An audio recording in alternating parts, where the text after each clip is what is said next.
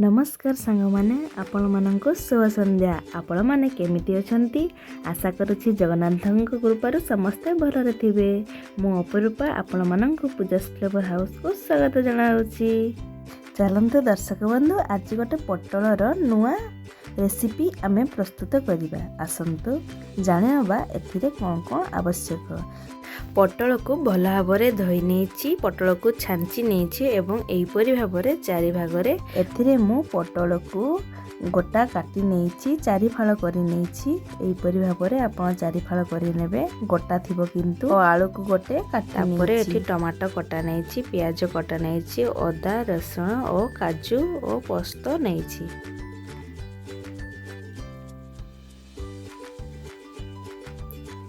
तापरे करेई गरम हवा पाई देबा। करेई गरम हो आसला पर से आमे तेल को पकई नबा। तेल गरम हो आसला पर से आमे पटल को भाजीबा पाई छाड़ी दबा। पटल को आमे लाल करी कड़ा करी भाजी नबा। पटल रे स्वाद अनुसार लूण पकई नबा। लूण पकाई नबा। तापरे आमे पटल को लाल करी भाजी नबा। पटलर सबु पानी अंश को काढ़ी नबा। पटल रे पानी रही गले पटल तरकारी भल लगी न थाए। तापरे आमे पटल भजा हमर प्रस्तुत हो जाइछि। वर्तमान काढ़ी नबा। वर्तमान आलू को स्वाद अनुसार लूण पकई आमे लाल करी भाजी नबा। आलू भजा भी हमर प्रस्तुत हो जाइछि। वर्तमान आमे काढ़ी नबा। तापरे गोटे कड़ाई बसाई सेथिरे अल्प तेल देई रसुण अदा को पकई नबा। कटा प्याज को पकई नबा। टमाटो कटा को पकई नबा।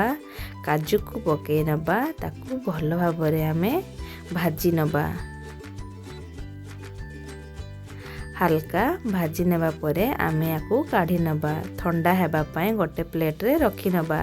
तापरे आमे ग्राइंडर जार रे आमे मसला भजा गुडी को ग्राइंडर जार पकई नबा। तापरे पोस्त को पकई नबा। अल्प पानी दे पूरा फाइन पेस्ट करी नबा। तापरे कड़ाई रे तेल ढाली नबा।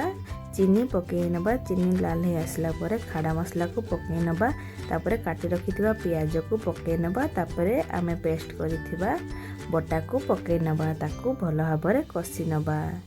तापरे आमे एथिरे स्वाद अनुसार लूण पकई नबा। लंका गुंड पकई नबा। हळदी गुंड पकई नबा। करी पाउडर पकई नबा। पकई नहीं मसला को भल भाबरे कसी नबा। मसला रे अल्प टिके पानी दे भल भाबरे मसला को कसी नबा। वर्तमान हमर मसला कषा हो जाइछि। एथिरे पटल आलू को आमे पकई नबा। तापरे पटल आलू को मसला सहित भल भाव आमे कसी नबा। पटल को भल भाव कसी नबा परे सेथिरे आमे अल्प पानी देकिना आमे पटल को फुटई नबा। हाई फ्लेम रे पटल को फुटई नबा। तापरे आमे एथिरे कस्तूरी मेथी पकाई नबा। तापरे शेष रे आमे अल्प टिके 3 चामच क्षीर को पकाई नबा। तापरे आमे भल भावरे गोलाई नबा। आमर प्रस्तुत हो गला पटल कुरमा। अति सहज उपाय रे स्वादिष्ट पटल कुरमा। आपण माने घरे एबे पटल कुरमा बनै परिबे। गरम गरम भात सहित पटल कुरमार मजा ही किछि अलगा। गरम गरम भात सहित पटल कुरमा को परसी देबे। आपण माननको जदि मो रेसिपीटी भल लगी थे आपण माने घरे थरे निहाती ट्राई करिवे और मते कमेंट माध्यम रे जणाइबे मो रेसिपीटी केमिति होइतिला और केमिति टेस्ट होइतिला।